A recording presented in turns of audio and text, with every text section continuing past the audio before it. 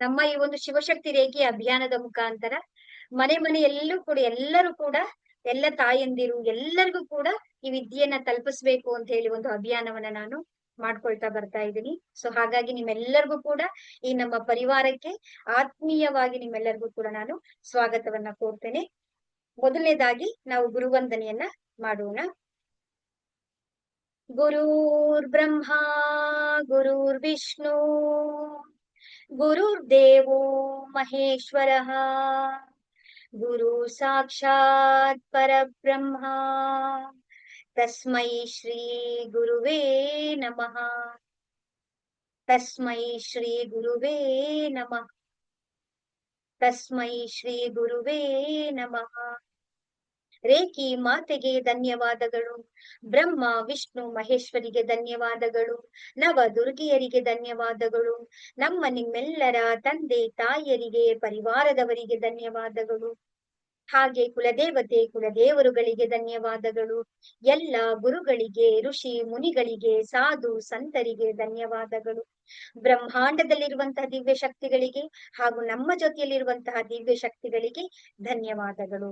ಅವರ ಆಶೀರ್ವಾದ ಕರುಣೆ ಕೃಪೆ ಸದಾ ಯಾವಾಗ್ಲೂ ನಮ್ಮೆಲ್ಲರ ಜೊತೆ ಹೀಗೆ ಇರ್ಲಿ ಅಂತೇಳಿ ನಾವು ಪ್ರಾರ್ಥನೆಯನ್ನ ಮಾಡ್ಕೊಳ್ಳೋಣ. ಆತ್ಮ ಪರಮಾತ್ಮನಿಂದ ಆತ್ಮ ಪರಮಾತ್ಮರಿಗೆ ಪ್ರಣಾಮಗಳು.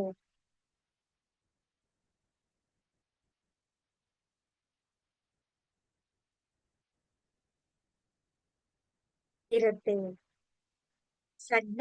ಸೊ ಹೀಗಾಗಿ ನಾವಿವತ್ತು ರೇಖೆಯ ಒಂದು ವಿಷಯವನ್ನ ನಾವಿವತ್ತು ತಿಳ್ಕೊಳ್ಳೋಣ. ನೀವೆಲ್ಲರೂ ಕೂಡ ಇವತ್ತು ನಮ್ಮ ಪರಿವಾರಕ್ಕೆ ಜಾಯಿನ್ ಆಗಿದ್ದೀರಾ. ಯಾವ ತರ ಬಂದಿದ್ದೀರಾ? ಕೆಲವು ಫ್ರೆಂಡ್ಸ್ ಗಳ ಮುಖಾಂತರ ಬಂದಿದ್ದೀರಾ, ಯೂಟ್ಯೂಬ್ ಗಳ ಮುಖಾಂತರ ಬಂದಿದ್ದೀರಾ. ಕೆಲವರು ನೀವೇ ಇಂಡಿಪೆಂಡೆಂಟ್ ಆಗಿ ನನ್ನ ಸಮಸ್ಯೆಗಳ ಪರಿಹಾರಗಳು ಬೇಕು ಅಂತ ನೀವೇ ವಾಲಂಟಿಯರ್ ಹುಡ್ಕೊಂಡ್ ಬಂದಿರ್ತೀರಾ. ಕೆಲವ್ರಿಗೆಲ್ಲ ಏನು ಅಂತ ಹೇಳಿದ್ರೆ ಆ ಫ್ರೆಂಡ್ಸ್ ಗಳ ಮುಖಾಂತರ ಅಥವಾ ಗ್ರೂಪ್ ಗಳನ್ನ ನೋಡಿ ನೀವು ಜಾಯಿನ್ ಆಗಿರ್ತೀರಾ. ಯಾವುದೇ ರೀತಿಯಲ್ಲಿ ಆಗಿರ್ಬೋದು. ಇಲ್ಲಿಗೆ ನೀವು ಬರೋದಿಕ್ಕೆ ಕಾರಣ ಯಾರು ಅಂತ ಹೇಳಿದ್ರೆ ನೀವಾಗೆ ನೀವು ಬಂದಿಲ್ಲ. ಅದನ್ನ ನಾವು ಅರ್ಥ ಮಾಡ್ಕೊಳ್ಬೇಕು. ಯಾಕೆ ಅಂತ ಹೇಳಿದ್ರೆ ಆ ಪರಮಾತ್ಮ ನಿರ್ಧಾರ ಇರುತ್ತೆ ನಿಮ್ಮನ್ನ ಇಲ್ಲಿಗೆ ತಗೊಂಡ್ ಬಂದು ಕೂರ್ಸ್ಕೊಳ್ಬೇಕು ನಾನು ಅಂತ. ಯಾಕೆ ಹೇಳಿ? ನಮ್ಮ ಜೀವನದಲ್ಲಿ ಇರುವಂತಹ ಸಮಸ್ಯೆಗಳಾಗಿರ್ಬಹುದು ಅಥವಾ ಸನ್ನಿವೇಶಗಳಾಗಿರ್ಬಹುದು, ಒಂದು ಆರೋಗ್ಯದ ಸಮಸ್ಯೆಗಳಾಗಿರ್ಬಹುದು, ಒಂದು ಪರಿಸ್ಥಿತಿಗಳಿಂದ ಆಗಿರ್ಬಹುದು, ಅವುಗಳ ಮುಖಾಂತರ ನಾವ್ ಏನ್ ಮಾಡಿದೀವಿ?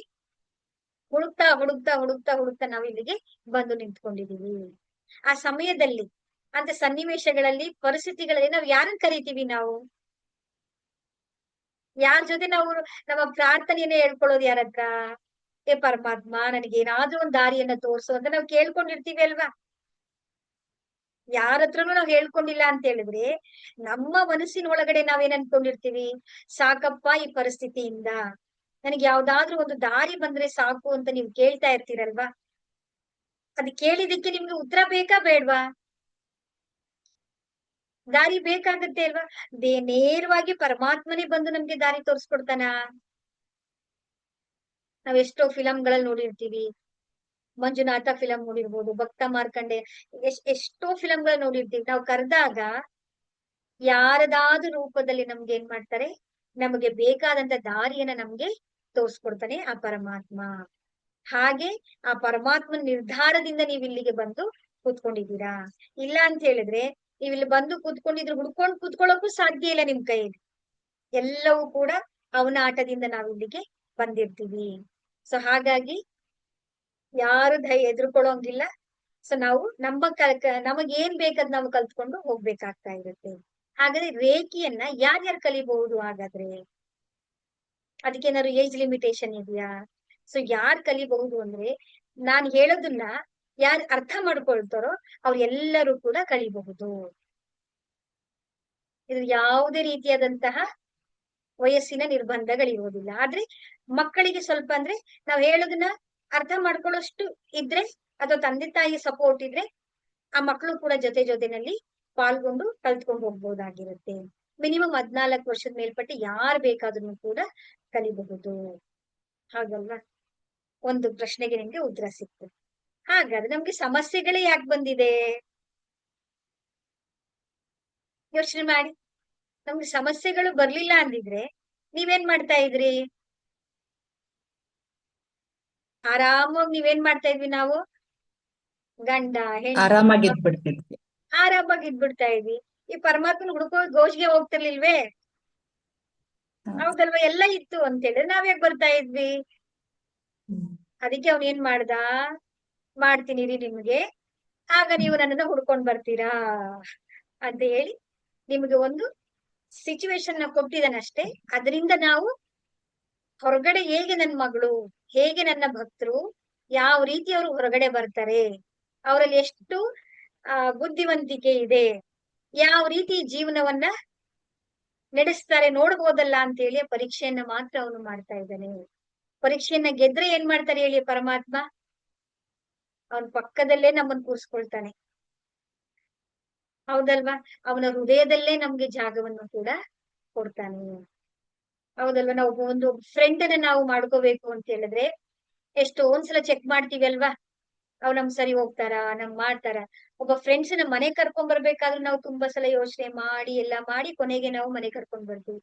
ಹಾಗೆ ಪರಮಾತ್ಮ ನಮ್ಮನ್ನ ಅವನ ಜೊತೆಲಿ ಕೂರ್ಸ್ಕೋಬೇಕು, ಅವನ ಜೊತೆನಲ್ಲಿ ನಾವ್ ಇರ್ಬೇಕು, ಅವನ ಜೊತೆ ನಾವು ನೇರವಾಗಿ ಮಾತಾಡ್ಬೇಕು ಅಂದ್ರೆ ಅವನು ನಮ್ಮನ್ ಪರೀಕ್ಷೆ ಮಾಡಲ್ವಾ? ಇದು ಪರೀಕ್ಷಾ ಸಮಯ ಅಷ್ಟೇ. ಆ ಪರೀಕ್ಷೆನ ನಾವು ಗೆದ್ದು ಬಿಟ್ರೆ, ಆ ಗೆಲ್ಲೋದಿಕ್ಕೋಸ್ಕರನೇ ಪರಮಾತ್ಮ ನಿಮ್ಗೆ ದಾರಿಯನ್ನ ಮಾಡ್ಕೊಟ್ಟಿರುವಂತದ್ದು. ಹಾಗ ರೇಖೆಯಿಂದ ನಮ್ಗೆ ಏನೇನಾಗುತ್ತೆ, ಈ ವಿದ್ಯೆಯನ್ನ ಕಲ್ತಾಗ ನಮ್ಮಲ್ಲಿ ಏನೇನಾಗುತ್ತೆ ಅಂತ ಹೇಳಿದ್ರೆ, ನಮ್ಗೇನಾಗುತ್ತೆ ಅಂತ ಹೇಳಿದ್ರೆ ನಮ್ಮ ಜೀವನದ ಶೈಲಿಯಲ್ಲಿ ಬದಲಾವಣೆ ಆಗುತ್ತೆ, ನಮ್ಮ ಜೀವನವನ್ನ ನೋಡುವ ದೃಷ್ಟಿಕೋನ ಬದಲಾವಣೆ ಆಗುತ್ತೆ. ನಮಗೆ ಗೊತ್ತಿಲ್ಲದ ಹಾಗೆ ನಮ್ಮಲ್ಲಿ ಒಂದು ಪರಿವರ್ತನೆ ಆಗುತ್ತೆ. ಸದಾ ನಾವು ಆನಂದವಾಗಿರ್ತೀವಿ. ಈಗ ಒಬ್ರೇ ಇದ್ರೆ ಏನ್ ಅನ್ಸುತ್ತೆ ನಮ್ಗೆ? ಬೇಜಾರ್ ಅನ್ಸುತ್ತೆ ಅಲ್ವಾ? ಏನೇನೋ ಚಿಂತೆಗಳೆಲ್ಲ ಬರುತ್ತೆ. ನಾವ್ ಒಬ್ರೇ ಇದ್ರೂ ಕೂಡ ಸದಾ ಆನಂದವಾಗಿರುವಂತ ಸ್ಥಿತಿ ನಮ್ಗೆ ಆ ಪರಮಾತ್ಮ ಕರುಣಿಸ್ಕೊಡ್ತಾನೆ. ಸೊ ಯಾಕೆ ಅಂದ್ರೆ ಒಂದೊಂದು ಅರಿವು ನಮ್ಮಲ್ಲಿ ಉಂಟಾಗ್ತಾ ಹೋಗ್ತಾ ಇರುತ್ತೆ. ರೇಖೆಯಿಂದ ಇದೆಲ್ಲವೂ ಕೂಡ ನಮ್ಗೆ ಒಂದೊಂದಾಗಿ ನಮ್ಗೆ ಸಿಗ್ತಾ ಬರ್ತಾ ಇರುತ್ತೆ. ಹಾಗಾದ್ರೆ ರೇಖೆ ಅಂತಂದ್ರೆ ಏನು? ಇದು ಯಾವ ಪದ ಇದು? ಇದು ಜಪಾನಿನಿಂದ ಬಂದಿರುವಂತ ಒಂದು ಪದ ಇದು. ಇದು ವಿದ್ಯೆನೂ ಕೂಡ ಅಲ್ಲಿಂದ ಬಂದಿರುವಂತದ್ದು. ಆದ್ರೆ ಅಲ್ಲಿಗೆ ಹೇಗೋಯ್ತು ಈ ವಿದ್ಯೆ? ಅಲ್ಲಿಂದ ನಮಗ್ ಹೇಗ್ ಬಂತು ಈ ವಿದ್ಯೆ? ಹೌದಲ್ವಾ? ಅದೇ ಒಂದು ನಮ್ಗೆ ರೇ ಕಿ ಅನ್ನೋದು ಎರಡು ಪದಗಳಿರುವಂತ ಒಂದು ಜಪಾನಿನಿಂದ ಪದ ಇರುವಂತದ್ದು. ರೇ ಅಂತಂದ್ರೆ ಏನು ಅಂತ ಹೇಳಿದ್ರೆ ಪ್ರಕಾಶ, ಕಿರಣ ಅಂತ ಹೇಳಿ. ಕಿ ಅಂತಂದ್ರೆ ಏನು ಅಂದ್ರೆ ಎಲ್ಲಾ ಸರ್ವವ್ಯಾಪಿಯಾಗಿರುವಂತ ಒಂದು ಚೈತನ್ಯವನ್ನ, ಒಂದು ಶಕ್ತಿಯನ್ನ ನಾವ್ ಏನಂತ ಹೇಳ್ತೀವಿ ಅಂದ್ರೆ ರೇಖಿ ಅಂತ ಹೇಳಿ ಕರೀತಾರೆ. ಅದೇ ಸರ್ ಏನು ಅಲ್ವಾ? ಕಿರಣ ಅಂತಂದ್ರೆ ಏನು? ಪ್ರಕಾಶ. ಪ್ರಕಾಶ ಅಂತ ಹೇಳಿದ್ರೆ ಏನು? ಪರಮಾತ್ಮ. ಪರಮಾತ್ಮ ಅಂತಂದ್ರೆ ಏನು? ಕಣ ಕಣ ಕಣ ನಮ್ಗೆಲ್ಲ ನಮ್ಮ ಹಿರಿಯರಾಗಿರ್ಬೋದು, ನಮ್ಮ ಋಷಿ ಮುನಿಗಳಾಗಿರ್ಬೋದು, ಎಲ್ಲರೂ ಹೇಳಿದ್ದಾರೆ ಕಣ ಕಣದಲ್ಲೂ ರಾಮ ಇದ್ದಾನೆ, ಅಣು ಅಣುವಿನಲ್ಲೂ ಪರಮಾತ್ಮ ಇದ್ದಾನೆ ಅಂತ ಹೇಳಿ. ಹಾಗಾದ್ರೆ ಏನು ಅಂದ್ರೆ ಸರ್ವವ್ಯಾಪಿಯಾಗಿರುವಂತಹ, ಸರ್ವಾಂತರ್ಯಾಮಿಯಾಗಿರುವಂತಹ, ಸರ್ವಜ್ಞನಾಗಿರುವಂತ ಒಂದು ಶಕ್ತಿ ಇದೆಯಲ್ಲ, ಆ ಚೈತನ್ಯವನ್ನ, ಆ ದಿವ್ಯತೆಯನ್ನ ನಾವು ರೇಖಿ ಅಂತೇಳಿ ಕರಿತೀವಿ. ಅಂದ್ರೆ ಏನು ಅಂತ ಹೇಳಿದ್ರೆ ಆ ಪರಮಾತ್ಮನನ್ನ ನಾವು ಅರ್ಥ ಮಾಡ್ಕೊಳ್ಳೋದು.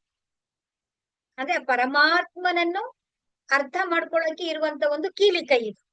ಈಗ ಒಂದು ಬೀಗ ಹಾಕ್ಬಿಟ್ಟಿರ್ತೀವಿ ಮನೇನ, ಆ ಪರಮಾತ್ಮ ಅನ್ನ ಇರುವಂತ ಒಂದು ಮನೆಯನ್ನ ಬೀಗ ಹಾಕಿದೀವಿ. ಅದನ್ನ ಓಪನ್ ಮಾಡ್ಬೇಕು ಅಂದ್ರೆ ಏನ್ ಬೇಕು ನಮ್ಗೆ?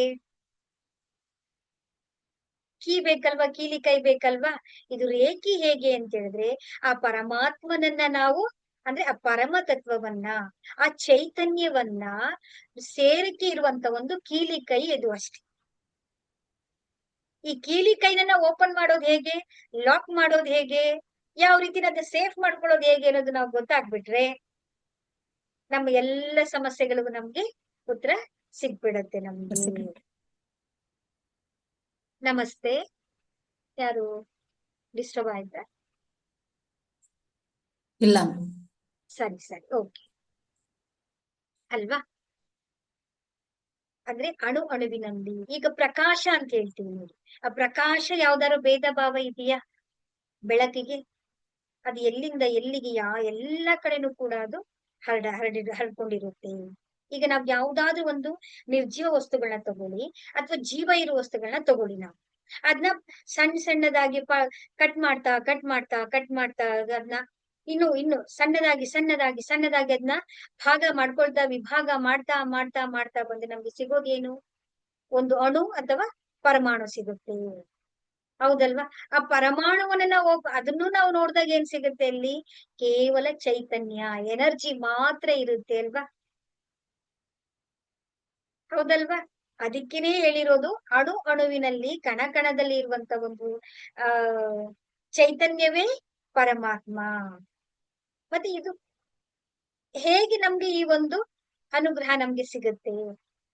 ಯಾವ ರೀತಿ ನಮ್ಗೆ ಆ ಪರಮಾತ್ಮನಿಂದ ನಮ್ಮ ನಾವು ಕೆಲಸಗಳನ್ನ ಮಾಡ್ಕೊಳ್ಬಹುದು? ಯಾವ ರೀತಿ ನಮ್ಗೆ ಸಹಾಯ ಆಗತ್ತೆ ಅಂತ ಹೇಳಿದ್ರೆ, ಈಗ ಎಲ್ಲೋ ಒಂದು ವಿದ್ಯುತ್ ಟ್ರಾನ್ಸ್ಫರ್ಮೇಟರ್ ಇರುತ್ತೆ ನೋಡಿ, ದೊಡ್ಡದಾದಂತ ಒಂದು ಟ್ರಾನ್ಸ್ಫರ್ಮೇಟರ್ ಇರುತ್ತೆ, ಎಲ್ಲೋ ನಮ್ ದೂರಲ್ಲಿ ಇರುತ್ತೆ, 100 ಕಿಲೋಮೀಟರ್ ಅಲ್ಲೋ 500 ಕಿಲೋಮೀಟರ್ ಅಲ್ಲಿ ಇರುತ್ತೆ.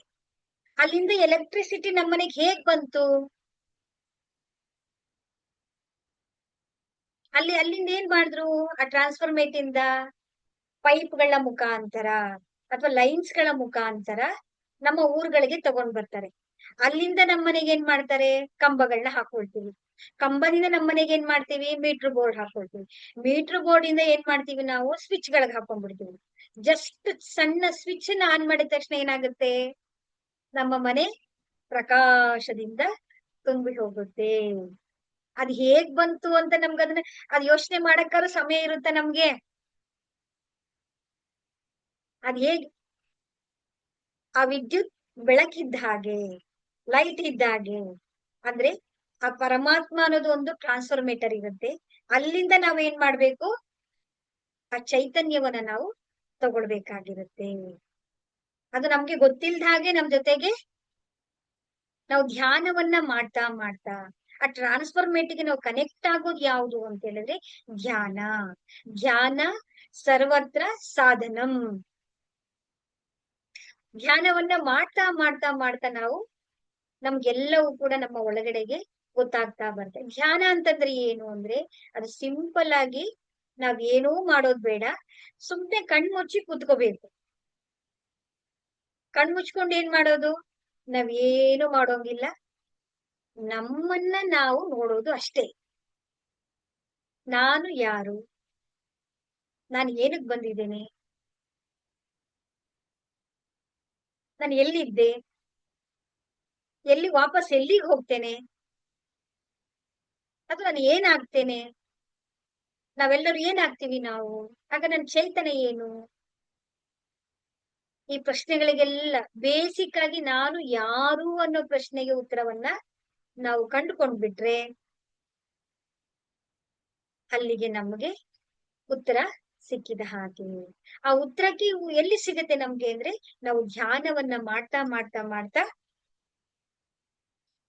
ಎಲ್ಲವೂ ಕೂಡ ನಮಗೆ ಅನುಭವಕ್ಕೆ ಬರ್ತಾ ಇರುತ್ತೆ. ಈ ಆ ಪರಮಾತ್ಮನ ನಾವೇನ್ ಮಾಡ್ಬೇಕು? ಆ ಶಕ್ತಿಯನ್ನ ನಾವು ಅನುಭವಿಸ್ಬೇಕಷ್ಟೇ. ಅದು ಎಕ್ಸ್ಪೀರಿಯನ್ಸ್ ಮಾಡ್ಬೇಕು, ನಾವು ಫೀಲ್ ಮಾಡ್ಬೇಕು. ಅದನ್ನ ನಾವು ವರ್ಣಿಸೋದಕ್ಕೂ ಆಗಲ್ಲ, ಎಕ್ಸ್ಪ್ಲೇನ್ ಮಾಡೋದಕ್ಕೂ ಕೂಡ ಅದು ಪದಗಳಲ್ಲಿ ನಾವು ಹೇಳೋದಕ್ಕೆ ಸಾಧ್ಯ ಆಗಲ್ಲ. ಅದನ್ನ ನಾವು ಅನುಭವವನ್ನ ನಾವು ಮಾಡ್ತಾ ಈಗ ಬೆಂಕಿ ಇದೆ. ಆ ಬೆಂಕಿನ ನಮ್ಗೆ ನೋಡಿದಾಗ ಅದು ಗೋಲ್ಡನ್ ಲೈಟ್ ಅಲ್ಲಿ, ಹಳದಿ ಲೈಟ್ ಅಲ್ಲಿ ಪ್ರಕಾಶಮಾನವಾಗಿ ದಿವ್ಯವಾಗಿ ಕಾಣಿಸ್ತಾ ಇರುತ್ತೆ. ಅದನ್ನ ಟಚ್ ಮಾಡಿದಾಗ ಏನಾಗುತ್ತೆ? ನಮ್ಗೆ ಸುಡುತ್ತೆ ಅನ್ನೋದು ಅನುಭವ ನಮ್ಗೆ, ಅದರಿಂದ ಬಿಸಿ ಮಾಡ್ಕೊಳ್ಬಹುದು ಅನ್ನೋದು ಅನುಭವ ನಮ್ಗೆ ಗೊತ್ತಾಗುತ್ತೆ. ಅದೊಂದೇ ಕೆಲಸ ಆಗುತ್ತಾ? ಅದರಿಂದ ಎಷ್ಟೊಂದು ಒಳ್ಳೆ ಕೆಲಸಗಳನ್ನು ಕೂಡ ನಾವು ಮಾಡ್ಕೊಳ್ಬಹುದು. ಹೌದಲ್ವಾ? ಹಾಗೆ ಆ ಧ್ಯಾನದಿಂದ ಎಲ್ಲವೂ ಕೂಡ ನಮ್ಮ ಒಳಗಡೆ ನಮಗೆ ಅರ್ಥ ಆಗ್ತಾ ಬರ್ತಾ ಇರುತ್ತೆ. ಸೊ ಈ ರೇಖೆ ಇದ್ರ ಮುಖಾಂತರ ನಮ್ಗೆ ಏನಾಗುತ್ತೆ? ಆ ಧ್ಯಾನದಿಂದ ನಮಗೆ ಒಂದೊಂದಾಗಿ ನಮ್ಗೆಲ್ಲವೂ ಕೂಡ ನಮ್ಗೆ ಅರ್ಥ ಆಗ್ತಾ ಇರುತ್ತೆ. ಹಾಗಾದ್ರೆ ಈ ರೇಖೆಯಿಂದ ಅಂತ ಹೇಳಿದ್ರೆ ಏನು? ಅಂದ್ರೆ ನಾವು ಪರಮಾತ್ಮನನ್ನ ಅರ್ಥ ಮಾಡ್ಕೊಳ್ಳೋದು, ಆ ಪರಮಾತ್ಮನ ತಿಳಿದುಕೊಳ್ಳೋದು, ಆ ಪರಮಾತ್ಮನಲ್ಲಿ ನಾವು ಹೋಗುವಂತ ದಾರಿಯನ್ನ ನಾವು ರೇಖಿ ಅಂತೇಳಿ ನಾವು ಕರಿತೀವಿ. ಹಾಗಾದ್ರೆ ಈ ರೇಖಿಯ ಮುಖಾಂತರ ನಮ್ಗೆ ಏನೆಲ್ಲ ಬೆನಿಫಿಟ್ಸ್ ಇರುತ್ತೆ, ಏನೇನಾಗ್ಬಹುದು? ಈಗ ಆಲ್ರೆಡಿ ನಾನು ಹೇಳ್ದಂಗೆ ಆ ಪರಮ ಚೈತನ್ಯಕ್ಕೆ ಯಾವ್ದಾರ ಭೇದ ಭಾವ ಇದೆಯಾ? ಅವ್ರು ಶ್ರೀಮಂತರು, ಅವ್ರು ಬಡವ, ಇವರು ಅಮೆರಿಕದಲ್ಲಿ ಇದ್ದಾರೆ, ಇವರು ಭಾರತದಲ್ಲಿ ಇದ್ದಾರೆ, ಹೌದಲ್ವಾ, ಇವ್ರು ಇಂಗ್ಲೆಂಡ್ ಅಲ್ಲಿ ಇದ್ದಾರೆ, ಇವ್ರು ಥೈಲ್ಯಾಂಡ್ ಅಲ್ಲಿ ಇದ್ದಾರೆ ಅಂತ ಹೇಳಿ ಪರಮಾತ್ಮ ಅವ್ರು ಗಾಳಿ ಕಡಿಮೆ ಕೊಡ್ತಾನ? ಮಳೆ ಕಡಿಮೆ ಕೊಡ್ತಿದ್ದಾನ? ವೇರಿಯೇಷನ್ ಈ ತರ ಇರ್ಲಿ ಅಂತ ಹೇಳಿ ಏನಾದ್ರೂ ಭೇದ ಭಾವ ಮಾಡ್ತಾ ಇದ್ದಾನ? ಪಂಚಭೂತಗಳು ಯಾವುದೇ ಆಗಿರ್ಬೋದು, ಯಾರಿಗೂ ಕೂಡ ಭೇದ ಭಾವ ಇಲ್ಲ. ಹಾಗೆ ಆ ಪರಮಾತ್ಮನ ಅನುಗ್ರಹ ಇರುತ್ತಲ್ಲ, ನಾವು ಏನ್ ಬೇಕಾದ್ರೂ ಪಡ್ಕೊಳ್ಬಹುದು. ಆ ಪ್ರಕಾಶ ಏನ್ ಬೇಕಾದ್ರೂ ಮಾಡುತ್ತೆ. ನಿಮ್ಗೆ ಯಾವುದೇ ಸಮಸ್ಯೆಗಳಿರ್ಲಿ, ಆರೋಗ್ಯ ಇರಬಹುದು, ನಮ್ಗೆ ಫಿನಾನ್ಷಿಯಲಿ ಆಗಿರಬಹುದು, ನಮ್ಮ ಬಾಂಧವ್ಯಗಳಲ್ಲಿ ಸಮಸ್ಯೆಗಳಾಗಿರ್ಬಹುದು, ನಮ್ಮ ಬಿಸ್ನೆಸ್ ಗಳಲ್ಲಿ ವ್ಯಾವಹಾರಿಕವಾಗಿ ನಾವು ತೊಂದರೆಗಳಿರಬಹುದು, ಯಾವುದೇ ರೀತಿಯಾದಂತಹ ಸಮಸ್ಯೆಗಳಿದ್ರು ಉತ್ತರ ಎಲ್ಲಿರುತ್ತೆ? ಎಲ್ಲವನ್ನು ಕೊಡುವಂತ ಶಕ್ತಿ ಇರೋದು ಯಾರಿಗೆ? ಎಲ್ಲದಕ್ಕೂ ನಮ್ಮನ್ನೆಲ್ಲರೂ ಸೃಷ್ಟಿ ಮಾಡಿದಂತಹ ಇಡೀ ಈ ಬ್ರಹ್ಮಾಂಡವನ್ನು ನಡೆಸ್ತಾ ಇರುವಂತ ಆ ಚೇತನೆಗೆ ಯಾರಿಗೆ ಏನ್ ಕೊಡ್ಬೇಕು, ಯಾವಾಗ ಕೊಡ್ಬೇಕು, ಎಷ್ಟು ಬೇಕು ತಗೊಳ್ಳಿ ಅನ್ನೋದಿಕ್ಕೆ ಅಲ್ಲಿ ಖಾಲಿ ಆಗುತ್ತಾ ಅಲ್ಲಿ? ಆದ್ರೆ ನಾವೇನ್ ಮಾಡ್ಬೇಕು? ನಮ್ಮ ಪಾತ್ರೆಗಳು ಹೇಗಿದೆ ಅಂತ ನೋಡ್ಕೋಬೇಕು. ನಾವೇನೇನ್ ತಗೊಂಡಿದೀವಿ, ನಮ್ದು ಪಾತ್ರೆಗಳು ತಗೊಂಡಿದ್ದೀರಾ, ಲೋಟ ತಗೊಂಡೋಗಿದ್ದೀರಾ, ದೊಡ್ಡದ ತಗೊಂಡ್ ಹೋಗ್ತಾ ಇದ್ದೀರಾ, ಅಥವಾ ಏನು ಬೇಡ? ಅರ್ಜುನನ ಹಂಗೆ ಯಾವುದೇ ಪಾತ್ರೆಗಳಾಗ್ಲಿ, ಕಡಾಯಿಗಳಾಗ್ಲಿ, ಲೋಟ ಆಗ್ಲಿ, ಏನು ಬೇಡ, ಸಿಂಪಲ್ ಆಗಿ ಒಂದೇ, ಪರಮಾತ್ಮ ನೀನ್ ನನ್ ಜೊತೆಗೆ ಇದ್ಬಿಟ್ರೆ ಸಾಕು ಅಂತ ಅರ್ಜುನ ಕೇಳ್ತಾನೆ ಅಲ್ವಾ? ಕುರುಕ್ಷೇತ್ರ ಯುದ್ಧದಲ್ಲಿ ಅರ್ಜುನ ಏನ್ ಮಾಡ್ತಾನೆ ಹೇಳಿ? ಯುದ್ಧಕ್ಕೆ ಬರ್ಬೇಕು ಅಂದಾಗ ಯಾರನ್ ಬೇಕು ಅಂತ ಕೇಳಿದಾಗ ಅರ್ಜುನ ನೀನೊಬ್ಬ ಇದ್ರೆ ನನಗೆ ಸಾಕು ಅಂತ ಹೇಳ್ತಾನೆ. ದುರ್ಯೋಧನ ಏನ್ ಮಾಡ್ತಾನೆ? ನಂಗೆ ಅದು ಬೇಕು, ಇದು ಬೇಕು, ಆ ಸೈನ್ಯ ಬೇಕು, ಅಕ್ಷೋಹಿಣಿ ಬೇಕು, ಅಶ್ವಗಳು ಬೇಕು ಅಂತ ಅದೆಲ್ಲವನ್ನು ಇಸ್ಕೊಂಡ್ ಬರ್ತಾನೆ ಅವನು. ಆದ್ರೆ ಅರ್ಜುನ ಏನ್ ಮಾಡ್ತಾನೆ? ಪರಮಾತ್ಮ ನೀ ನನ್ನ ಜೊತೆನಲ್ಲಿದ್ರೆ ಎಲ್ಲವೂ ತಾನೇ ನಮ್ಮ ಜೊತೆಗೆ ಬರುತ್ತೆ. ಆಗ ನಮ್ಮ ಎಲ್ಲ ಚಾಲೆಂಜಸ್ ಗಳಾಗಿರ್ಬಹುದು, ಸಮಸ್ಯೆಗಳಾಗಿರ್ಬಹುದು, ಯಾವುದಕ್ಕೂ ಕೂಡ ಪರಿಹಾರ ಇಲ್ಲ ಅಂತ ಇಲ್ಲ, ಎಲ್ಲದಕ್ಕೂ ಕೂಡ ಪರಿಹಾರ ಇರುತ್ತೆ. ಹೌದಲ್ವಾ? ಈಗ ಅರ್ಥ ಆಯ್ತಲ್ವಾ? ರೇಖೆಯ ಮುಖಾಂತರ ನಾವು ಯಾವುದೇ ಗೊಂದಲಗಳು ಇಟ್ಕೊಳ್ಳೋದು ಬೇಡ. ನಮ್ಮ ಎಲ್ಲ ಸಮಸ್ಯೆಗಳಿಗೂ ಕೂಡ ನಮ್ಗೆ ಉತ್ತರ ಸಿಗುತ್ತೆ. ಹಾಗಾದ್ರೆ ಈ ರೇಖಿ ವಿದ್ಯೆ ಅನ್ನೋದು ಏನು, ಹೇಗೆ ಬಂತು ಅಂತ ಹೇಳಿದ್ರೆ, ಶ್ರೀಕೃಷ್ಣ ಪರಮಾತ್ಮ ಏನ್ ಹೇಳ್ತಾನೆ ಹೇಳಿ? ಅಧರ್ಮ ಹೆಚ್ಚಾದಾಗ ಸಂಭವಾಮಿ ಯುಗೆ ಯುಗೆ ಅಂತ ಹೇಳ್ತಾನಲ್ವಾ? ಹಾಗೆ ನಮ್ಮ ದೇಶದಲ್ಲಿದ್ದಂತಹ ಈ ಒಂದು ಸ್ಪರ್ಶ ಚಿಕಿತ್ಸೆ, ಪ್ರಾಣ ಚಿಕಿತ್ಸೆ ಅಂತ ನಾವೇನೆಲ್ಲ ಕರಿತೀವಲ್ವಾ, ಈ ವಿದ್ಯೆ ಏನಾಯ್ತು ಅಂದ್ರೆ ಜಪಾನ್ನಿಂದ ಒಬ್ರು ಪ್ರೊಫೆಸರ್ ಬರ್ತಾರೆ, ಅವರು ಇಲ್ಲಿಂದ ಕಲ್ತ್ಕೊಳ್ತಾರೆ, ಕಲ್ತ್ಕೊಂಡೋಗಿ ಅವರ ಭಾಷೆಯಲ್ಲಿ ಅವರ ದೇಶದಲ್ಲಿ ಆ ಎಲ್ಲ ಜನಗಳಿಗೆ ಈ ವಿದ್ಯೆಯನ್ನ ಹೇಳ್ಕೊಡ್ತಾ ಬರ್ತಾರೆ. ಆದ್ರೆ ನಮ್ಮ ದೇಶದಲ್ಲಿ ನಾವೇನ್ ಮಾಡ್ತಾ ಇದೀವಿ ಅಂತ ಹೇಳಿದ್ರೆ ಅದನ್ನ ಒಂದೊಂದಾಗಿ ನಾವು ಮರ್ತ್ಕೊಂಡ್ ಬಿಡ್ತಾ ಇದ್ದೀವಿ. ಈಗ ಅಲ್ಲಿ ಫೇಮಸ್ ಆದಂತ ಈ ಒಂದು ರೇಖಿ ಅನ್ನುವಂತ ವಿದ್ಯೆ ಮತ್ತೆ ಬಂದಾಗ ಇದು ಯಾವ್ದಿದು ಹೊಸದು, ಹೇಗ್ ಬಂತು ಅಂತ ಹೇಳಿ ನೋಡಿ, ನಮ್ಮ ವಿದ್ಯೆಯನ್ನ ಮತ್ತೆ ನಾವೇ ಕಲಿತಾ ಇದ್ದೀವಿ. ಎಷ್ಟು ಸೋಜಿಗ ಅಂತ ಅನ್ಸುತ್ತೆ ಅಲ್ವಾ? ಆಶ್ಚರ್ಯ ಅಂತ ಅನ್ಸುತ್ತೆ. ನಮ್ಮ ಋಷಿ ಮುನಿಗಳು, ಗುರು ಪರಂಪರೆಯಿಂದ ಬಂದಂತಹ ಮಹಾನ್ ಗೌತಮ ಬುದ್ಧರೆಲ್ಲರೂ ಕೂಡ ಸಾರಿದಂತಹ ಈ ಒಂದು ವಿದ್ಯೆ ಮತ್ತೆ ನಮ್ಗೇನೆ ಈ ಒಂದು ರೇಖೆಯ ಮುಖಾಂತರ ನಮ್ಗೆ ಬಂದು ತಲುಪಿದೆ. ಆದ್ರೆ ಇದು ಹೇಗೆ ಬಂತು? ಇಲ್ಲಿಂದ ನಮ್ಮ ವಿದ್ಯೆ ಅಲ್ಲಿಗೆ ಹೇಗೋಯ್ತು, ಅಲ್ಲಿಂದ ಪುನಃ ನಮ್ಗೆ ಹೇಗ್ ಬಂತು ಅಂದ್ರೆ ಸಿಂಪಲ್ ಒಂದೇ. ಡಾಕ್ಟರ್ ಮಿಕಾವೊ ಉಸುಯಿ ಅಂತ ಹೇಳಿ ಒಬ್ರು ಪ್ರೊಫೆಸರ್ ಇರ್ತಾರೆ. ಅವರು ಟೀಚ್ ಮಾಡ್ತಾ ಇರ್ತಾರೆ ಮಕ್ಕಳಿಗೆ. ಮಕ್ಕಳೆಲ್ಲ ಏನ್ ಮಾಡ್ತಾರೆ, ಒಂದು ಸನ್ನಿವೇಶದಲ್ಲಿ ಅವ್ರನ್ನ ಕ್ವಶನ್ ಕೇಳ್ತಾರೆ. ಏಸು ಎಲ್ಲ ಈ ತರ ಹೀಲಿಂಗ್ ಕೈಯಲ್ಲಿ ಈ ತರ ಬ್ಲೆಸ್ಸಿಂಗ್ ಮಾಡಿದ್ರೆ ಎಲ್ಲ ಏನೇನೋ ಆಗ್ಬಿಡುತ್ತಂತಲ್ಲ, 1 ರೊಟ್ಟಿ 10 ರೊಟ್ಟಿಗಳಾಗ್ಬಿಡುತ್ತಂತಲ್ಲ, ಅಥವಾ ಕಾಯಿಲೆ ಇರುವಂತವ್ರೆಲ್ಲ ವಾಸಿ ಆಗ್ಬಿಡ್ತಾರಂತಲ್ಲ, ಇದು ನಿಜಾನಾ ಅಂತ ಹೇಳಿ ಕೇಳ್ತಾರ ಅವ್ರು. ಆಗ ಇವರು ಗ್ರಂಥಗಳೆಲ್ಲ ಇದೆ ಅಂತ ಹೇಳಿದ್ರೆ ನಿಜ ಇರಬಹುದು ಅಂತ ಮಕ್ಕಳಿಗೆ ಹೌದು ಅಂತ ಹೇಳ್ಬಿಡ್ತಾರೆ. ಆದ್ರೆ ಇವ್ರಿಗೆ ಏನಾಗುತ್ತೆ, ಅದನ್ನ ರಿಸರ್ಚ್ ಮಾಡ್ಬೇಕು ನಾನು, ಇದು ನಿಜನಾ ಇಲ್ವಾ ಅಂತ ಹೇಳಿ ನಾನು ಹುಡುಕ್ಬೇಕು ನಾನು ಅಂತ ಹೇಳಿ ಅವತ್ತು ಹುಡುಕೋಕೆ ಪ್ರಾರಂಭ ಮಾಡ್ತಾರೆ. ಯಾಕಂದ್ರೆ ಸತ್ಯನ ಹೇಳ್ಬೇಕು ಅಂತ ಇರುತ್ತಲ್ಲ ಅವರಿಗೆ, ಆ ಗುರುಗಳು ನಾನು ನಿಜವನ್ನ ಮಕ್ಕಳಿಗೆ ಹೇಳ್ಬೇಕು, ತಲುಪಿಸ್ಕೊಡ್ಬೇಕು ಅಂತ ಹೇಳಿ ಅದನ್ನ ಹುಡುಕೋಕೆ ಪ್ರಾರಂಭ ಮಾಡ್ತಾರೆ. ಹೇಗ್ ಬಂತು, ಇದು ಹೇಗಾಯ್ತು, ಇದು ನಿಜನಾ ಇಲ್ವಾ ಅಂತ ಹೇಳಿ ಎಲ್ಲಾ ಕಡೆನೂ ಹುಡುಕ್ತಾ ಹುಡುಕ್ತಾ ರಿಸರ್ಚ್ ಮಾಡಿದಾಗ ಎಲ್ಲೂ ಅವ್ರಿಗೆ ವಿಷಯ ಗೊತ್ತಾಗೋದೇ ಇಲ್ಲ. ತುಂಬಾ ಬೇಸರದಲ್ಲಿ ಫ್ರೆಂಡ್ ಇರ್ತಾರೆ ರಾಬರ್ಟ್ ಅಂತ, ಅವ್ರ ಹತ್ರ ಡಿಸ್ಕಸ್ ಮಾಡ್ತಾರೆ ಇವ್ರು. ಈ ತರ ಸನ್ನಿವೇಶ ಬಂತು, ಈ ತರ ಮಕ್ಕಳು ಕೇಳಿದ್ರು, ನನ್ಗೆ ಏನ್ ಮಾಡ್ಲಿ ಉತ್ತರನೇ ಗೊತ್ತಾಗ್ತಾ ಇಲ್ಲ ಅಂತ. ಆಗ ಅವ್ರು ಹೇಳ್ತಾರೆ, ಅವರು ಕೂಡ ನಾನು ಎಲ್ಲೋ ಭಾರತ ದೇಶದಲ್ಲಿ ಈ ವಿದ್ಯೆ ಬಗ್ಗೆ ಕೇಳಿದೀನಿ, ಒನ್ಸು ನೀನು ಭಾರತ ದೇಶಕ್ಕೆ ಹೋಗಿ ಅಲ್ಲಿ ನೋಡಿ ವಿಚಾರಿಸು ಅಂತ ಹೇಳ್ತಾರೆ. ಆಗ ಇವರು ಭಾರತಕ್ಕೆ ಬರ್ತಾರೆ. ನಮ್ಮ ಈಗಿನ ವಾರಣಾಸಿ ಇದೆಯಲ್ಲ, ಅಲ್ಲಿಗೆ ಬರ್ತಾರೆ. ಅಲ್ಲಿಗೆ ಬಂದಾಗ ಅವರಿಗೆ ಒಂದು ಪುಸ್ತಕ ಸಿಗುತ್ತೆ, ಲೋಟಸ್ ಸೂತ್ರ ಅಂತೇಳಿ ಅಥವಾ ಕಮಲ ಸೂತ್ರ ಅಂತೇಳಿ ಪಾಳಿ ಭಾಷೆಯಲ್ಲಿರುವಂತ ಪುಸ್ತಕ ಅವರ ಕೈಗೆ ಸಿಗುತ್ತೆ.